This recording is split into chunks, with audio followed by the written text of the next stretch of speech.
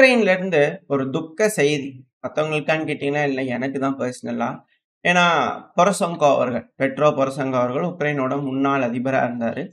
இப்ப வந்து பார்த்தீங்கன்னா, இவரோட பையன் மேலலாம் கேஸ் போட்டுருக்காங்க. ஏன்னா வந்து, போர்க்களத்துல கலந்துக்க மாட்டேங்கிறாரு அப்படிங்கிறதுபோல. மத்தவங்கலாம் வந்து நிலைமை வரும்போது வரும்.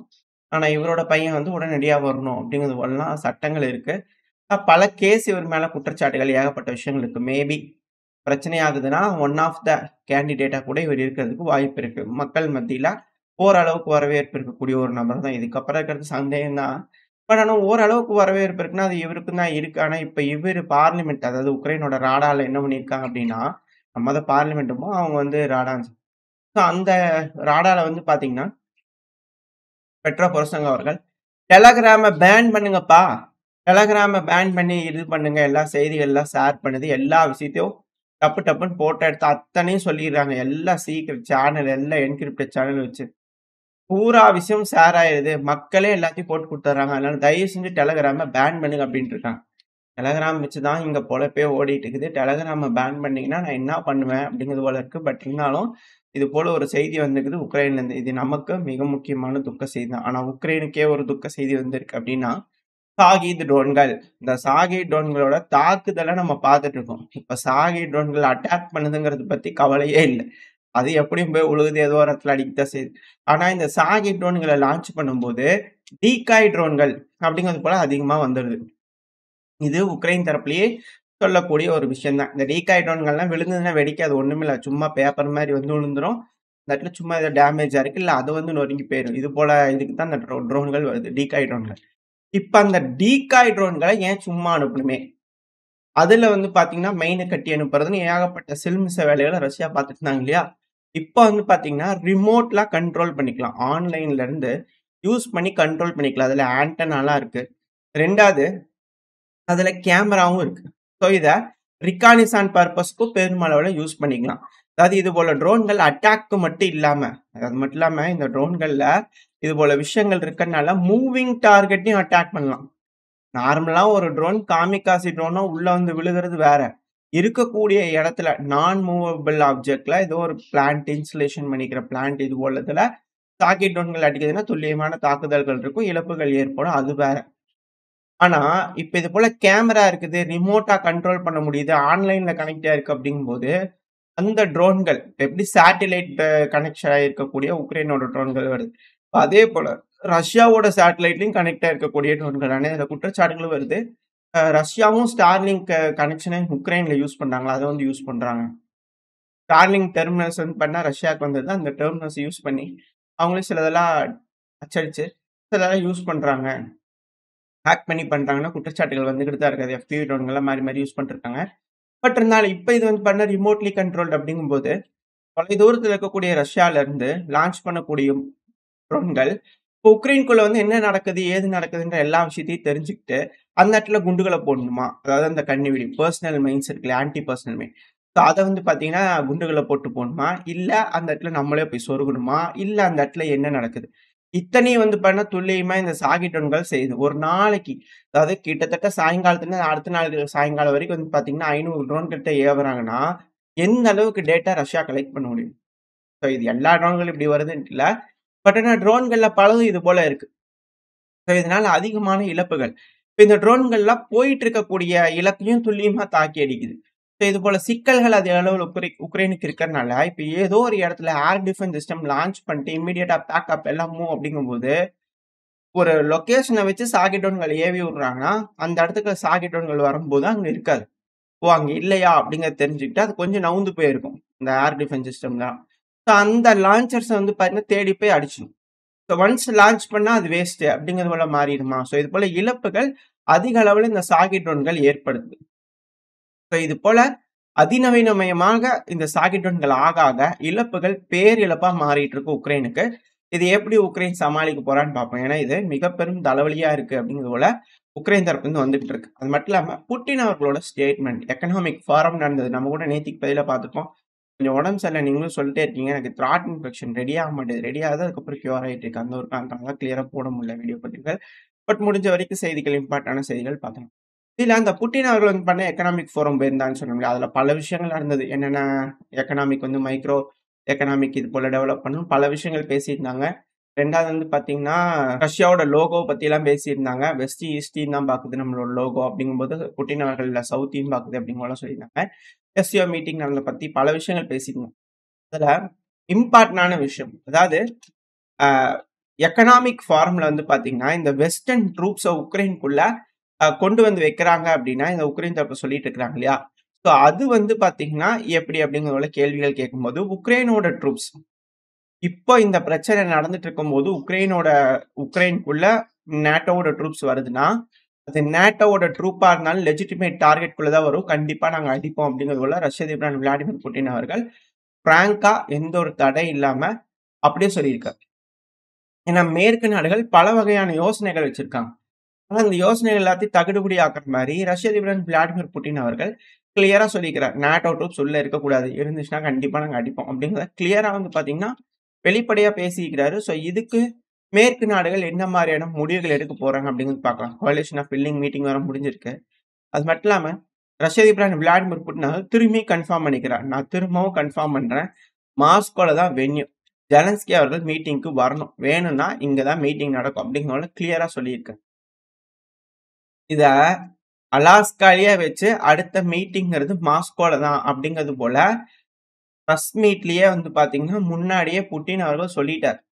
ட்ரம்ப் அவர்கள்ட்ட. ட்ரம்ப் அவர்களும் இது கொஞ்சம் பிரச்சனை தான். பட் இருந்தாலும் பார்ப்போம் அப்படிங்கிறதுல வந்து பார்த்தீங்கன்னா, அவர் சொல்லியிருப்பாரு. ஸோ இது கன்ஃபார்ம் ஆன ஒரு விஷயம் தான். அலாஸ்கால பேசும்போதே கிளியரா பேசிக்கிறாங்க. அடுத்த மீட்டிங் நீங்க யார் கூட வேணா பேசலாம். கூட்டிட்டு வாங்க. அது மாஸ்கோல வச்சு.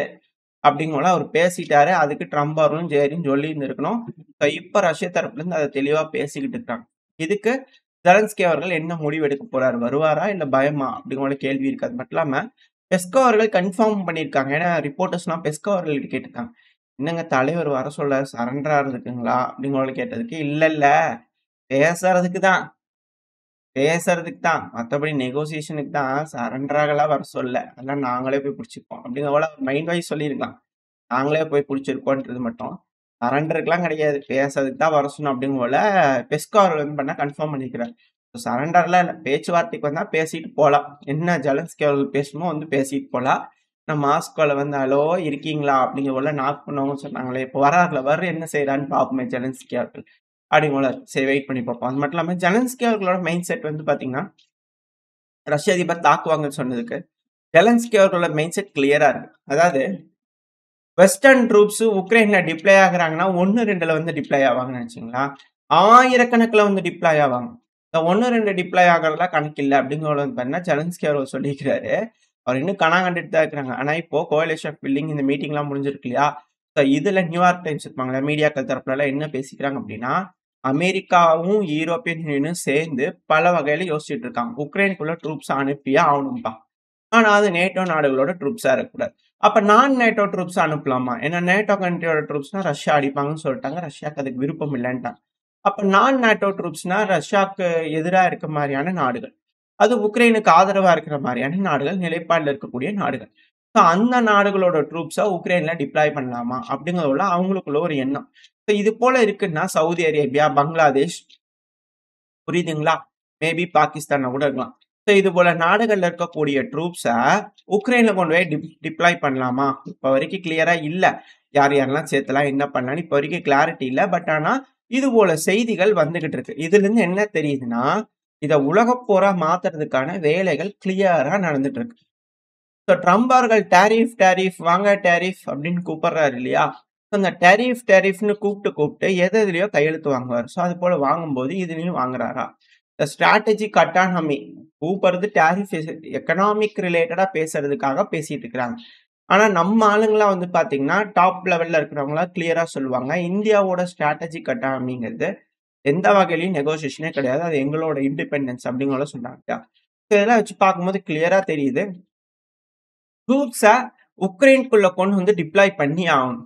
ஸோ அப்படி நடக்கும்போது, ஏதோ ஒண்ணு எஸ்கு புஸ்கா உக்ரைன் பண்ணி விட்டாங்க அப்படின்னா, மிக பெருமளவுல சிக்கல்கள் ஆகும். ஸோ அப்படி சிக்கல்கள் ஆகுது அப்படிங்கும்போது, இது உலகத்துல இருக்கக்கூடிய பல நாடுகளோட ட்ரூப்ஸ் உக்ரைன்குள்ள இருக்கும். அவங்க அந்த நாடுகள் முடிவெடுத்து ரஷ்யாக்கு எகெயின்ஸ்டா சண்டை பிடிக்கணும். ஸோ அப்படி சண்டை பிடிக்கிறாங்க அப்படின்னா, வேர்ல்ட் அட் வாரா மாறிரும் ரஷ்யாக்கு எகெயின்ஸ்டா. ஸோ இது தெளிவா வந்து பார்த்தீங்கன்னா, அமெரிக்கா தரப்பு வந்து காயின்ஸ மூவ் பண்ணிட்டு இருக்காங்க. அமெரிக்கா மட்டும் பின்வாங்கிருவாங்க. இனிஷியலா மைனர்கள் சொல்லலான்னு பார்க்குறேன். பட் ஆனா வேணாம். மைனர்கள் இனிஷியலா வந்து பார்த்தீங்கன்னா, டைரக்ட்டா என்டர் ஆமாட்டாங்க. இந்த மைனர்கள்லாம் வேடிக்கை பார்ப்பாங்க. மத்தவங்கலாம் அடிச்சு எல்லாம் டயர்ட் ஆனதுக்கு அப்புறமா, காலர தூக்கி விட்டு வரதுக்கான வேலைகள் தான் அமெரிக்கானால செய்ய முடியும். ஃப்ரெஷ் ஃபோர்ஸ் கூட அமெரிக்கா வந்து ஃப்ரெஷ்ஷா சண்டை பிடிச்சாங்க. அப்புறம் அவங்க வீக் ஆயிருவாங்க இல்லையா? அந்த ஒரு இதையும் நம்ம பார்க்கணுமா இல்லையா? ஸோ அதனால வேற நாடுகளோட ட்ரூப்ஸ கொண்டு வந்து உள்ள வச்சு, இது போல நாடுகள் எந்த இடத்துல ஆட்சி கவிழ்ப்பு நடந்து, எந்தெந்த இடத்துல மாறுதோ, எந்தெந்த இடத்துலலாம் அமெரிக்காவோட பப்பட்ஸ், வெஸ்டர்ன் பப்பட்ஸோட நாடுகள்லாம் இருக்கோ, அந்தந்த நாடுகள்ல இருக்கக்கூடிய ஆயுதங்கள், ஆளுகள் இவங்க எல்லாத்தையும் கொண்டு போய் உக்ரைன்ல டிப்ளாய் பண்ணிட்டு, அமைதின்னு சொல்லிட்டு பாஸ் பண்ணிட்டு, சும்மா ஏமாத்து வேல தான் ரஷ்யாவ. இது ரஷ்யா எப்படி என்ன பண்றாங்கன்றது வெயிட் பண்ணி தான் பார்க்கணும். ஸோ இது போல விஷயங்கள் நடக்குது. இப்போ நேட்டோ மீட்டிங்க்கு பேசுறாங்க. அதுக்கடுத்து கோயலிஷன் ஃபில்லிங் போட்டிருக்காங்க. அடுத்து ஜெலன்ஸ்கி முடிவெடுத்து ஜெலன்ஸ்கி அவர்கள் வந்து பார்த்தீங்கன்னா, ரஷ்யாவுக்கு போறாங்க அப்டின்னா, ரஷ்யா ஒடசா வரைக்கும் வெளிய போயிருமா நீ அப்டிங்கிறதோட சொல்லிருவாரா? என்ன நடக்க போதுலாம் பார்க்கலாம். 2வது கருங்கடலுக்கு செக்யூரிட்டி வந்து பார்த்தீங்கன்னா, துருக்கி. ஸோ அவங்க வந்து அத பாதுகாப்பாங்க அப்டிங்கிறலாம் பேசிட்டு இருக்கிறாங்க. ஸோ பார்ப்போம். என்ன மாரியான முடிவுகள் இந்த நேட்டோ, அமெரிக்கா, உக்ரைன், ரஷ்யா இவங்கலாம் சேர்ந்து எடுக்க போறாங்கன்னு. ஏன்னா, இப்ப அமெரிக்காவே வந்து பார்த்தீங்கன்னா, மிக பெருமளவுல பிரளயங்கள் உண்டாகுற மாரியான செய்திகள் வந்துட்டு இருக்கு. வெனிசுவேலாக்கு எகெயின்ஸ்டா வந்து பார்த்தீங்கன்னா, தாக்குறதுக்கு தயாராயிட்டு இருக்கிறாங்க. வெனிசுவேலால வந்து பார்த்தீங்கன்னா, பக்கத்துல டேங்கர்ஸா கொண்டு போய் டிப்ளாய் பண்ணிட்டு இருக்காங்க. இந்த டேங்கர்ஸ் அப்படிங்கிறது வந்து பார்த்தீங்கன்னா, நம்ம பார்த்துக்கிட்டு இருக்கோம். ஆ இஸ்ரேலுக்கு எந்த அளவுக்கு டேங்கர்ஸ் ஹெல்ப் பண்ணுச்சுன்னு சொல்லிட்டு, லாங் டிஸ்டன்ஸ்க்கு போய் அட்டாக் பண்ணதுக்கு. ஸோ அதே போல இந்த ஏரியல் ரீஃப்ளூயரிங் டேங்கர்ஸ் அதாவது பறந்துட்டு இருக்கும்போது ஏதாவது ஒரு விமானத்துக்கு ரீஃப்யூயல் பண்ணணும்னா, இந்த டேங்கர் ரக விமானங்கள் பறக்கும்போது குடுப்பாங்க. இந்த கரேபியன் தீவுகள் செயலோட இருக்கும். பல டேங்கர்ஸ் 3க்கும் மேற்பட்ட டேங்கர்ஸ்லாம் இந்த கரேபியன் தீவுகள்ல டிப்ளாய் பண்ணிக்கிட்டு இருக்காங்க. அப்படிங்கிற செய்திகள் வந்துகிட்டு இருக்கு. 2வது F-16 வெனிசுவேலாவோட F-16 அமெரிக்காவோட போர்க்கப்பல்கள் டிப்ளாய் இருக்கும்ல, எப்படி இருக்குது அப்படிங்கிறத வந்து பண்ண ஒரு எட்டி பார்த்துட்டு வாங்க அப்படின்னு 2 F-16 டிப்ளாய் பண்ணி விட்டுருக்காங்க. வெனிசுவேலா கிட்டயும் இருக்கு. ஸோ அவங்க வந்து பார்த்தீங்கன்னா, அந்த F-16 எடுத்துட்டு போய் அப்படியே எட்டி பார்த்துட்டு வந்துருக்காங்க. கடுமையான கண்டனங்கள். இது போல வேலையெல்லாம் வச்சுக்காதப்பா அப்படிங்கிற போல கடுமையான கண்டனங்கள் அமெரிக்கா கிட்ட இருந்து இருக்கு. அதுக்கு வெனிசுவேலா கிட்ட இருந்து எங்க இடத்துக்கு பக்கத்துல இருந்தா நாங்க அப்படிதான் பார்ப்போம் அப்படிங்கிறதுனால வெனிசுலா கிட்ட இருந்திருக்கு. ஸோ இது போல இரு தரப்புலயும் வந்து பார்த்தீங்கன்னா, நேரம் பார்த்துக்கிட்டு இருக்காங்க. நல்ல நேரம் வரும்போது, அந்த பார்வை வரும்போது கரெக்ட்டா அ குருவோட பார்வை வரும்போது கண்டிப்பா சுப தினத்துல வந்து பார்த்தீங்கன்னா ஆரம்பிச்சுருவாங்க. வெனிசுவேலாவும், அமெரிக்காவும் அப்படிங்கிற மாற்று கருத்து இல்ல. அது மட்டும் இல்லாம உக்ரைன்ல மிக முக்கியமான ஒரு சம்பவம். அட்டாக் வந்து பார்த்தீங்கன்னா, ஆ உக்ரைன்ல ரஷ்யா தரப்புலருந்து அட்டாக் பண்ணியிருந்தாங்க. டினிப்ரோபெட்ரோவ்ஸ்க் பகுதியில வந்து. அந்த இடத்துல ஒரு கெமிக்கல் ஃபேக்டரி வந்து பார்த்தீங்கன்னா, பயங்கரமா வெடிச்சிருந்திருக்கு. ஸோ அப்படி வெடிக்கும்போது என்ன ஆயிருந்திருக்கு அப்படின்னா, அங்க இருக்கக்கூடிய மக்கள்லாம் பயங்கரமா வெடி விபத்து இருக்கு. அதுக்கான வீடியோக்கள் இதெல்லாம் வந்துகிட்டு இருக்கு. இதுல என்னன்னா, எமர்ஜென்சியா வந்து பார்த்தீங்கன்னா, யாரும் இந்த பகுதிக்கு வராதீங்க. எல்லாரும் சீக்கிரமா வந்து கதவெல்லாம் மூடுங்கன்னு அங்க இருக்கக்கூடிய லோக்கல்ஸ்க்குலாம் வந்து பார்த்தீங்கன்னா, வார்னிங் குடுத்துட்டு இருந்திருக்காங்க உக்ரைன் தரப்புலருந்து. ஏன் அப்டின்னா, கெமிக்கல்ஸ்லாம் வந்து பார்த்தீங்கன்னா, இது போல வந்து லீக் ஆயிருக்கும். இந்த கெமிக்கல் பரவுது. ஸோ, அதனால அங்க இருக்கக்கூடிய மக்கள் ஏதாவது சுவாசிச்சாங்கன்னா பிரச்சனையாகும். சுவாசிக்கும்போது பிரச்சனையாகும் அப்படிங்கிறதுனால, வார்னிங் குடுத்துட்டு இருந்திருக்காங்க. ஸோ, இந்த ரஷ்யாவோட தாக்குதல்னால மிக பெரும் அளவுல இழப்புகள் வந்து பார்த்தீங்கன்னா, உக்ரைனுக்கு தினந்தோறும் நடந்துகிட்டு இருக்கு. இது போல கெமிக்கல் ஃபேக்டரி அட்டாக் நடக்குதுனாலே, அது சிக்கல் தான். ஸோ இது போல சிக்கல்கள்ல இருந்து எப்படி உக்ரைன் தப்பிக்கிறாங்க அப்படிங்கிறத நம்ம வெயிட் பண்ணி பார்க்கலாம். ஏன்னா, இந்த கெமிக்கல்ங்கிறது சும்மா இல்ல. இந்த டினிப்ரோ பெட்ரோவ்ஸ்க்ல இந்த கெமிக்கல்ஸ் வந்து பரவுதுன்னா, உயிரிழப்புகள் அதிகமா மாறிரும். ஃப்ரண்ட் லைன்ல இருக்கக்கூடிய வீரர்கள் தப்பிச்சுக்குவாங்க. மாஸ்க் இருக்கு, எல்லாம் சேஃப்டி இருக்கும். பொதுமக்கள் இருக்கிறாங்கன்னா சிக்கல். அதனால டோரு, கிளாஸ், விண்டோஸ் இது எல்லாத்தையும் க்ளோஸ் பண்ணிக்கோங்க அப்படிங்கிற மாரி இன்ஸ்ட்ரக்ஷன்ஸ்லாம் பலதும் குடுத்துருக்காங்க. டினிப்ரோ பெட்ரோவ்ஸ்க்ல தாக்குதல் நடந்திருக்கு. மிக பெருமளவுல சேதங்கள் சந்திச்சுக்கிறாங்க உக்ரைன். ஸோ ஓரளவுக்கான தகவல்கள் இந்த பதிவுல நம்ம பார்த்துருக்கோம். இதோட இந்த பதிவு நான் முடிச்சுக்கலாம். இந்த பதிவு எப்படி இருந்துச்சு உங்களுக்கு பிடிச்சிருக்கா? பிடிச்சுனா லைக் பண்ணுங்க. உங்க ஃப்ரெண்ட்ஸ் அண்ட் ஃபேமிலியோட ஷேர் பண்ணிக்கோங்க. அது கூடவே மறக்காம இந்த பதிவு பத்தின உங்களோட கருத்துக்கள கமெண்ட் செக்ஷன்ல சொல்லுங்க. இந்த பதிவு நல்லா இருக்கும்னு நம்பிக்கையில அடுத்த பதிவுல உங்கள சந்திக்கிறேன். Stay safe. பை.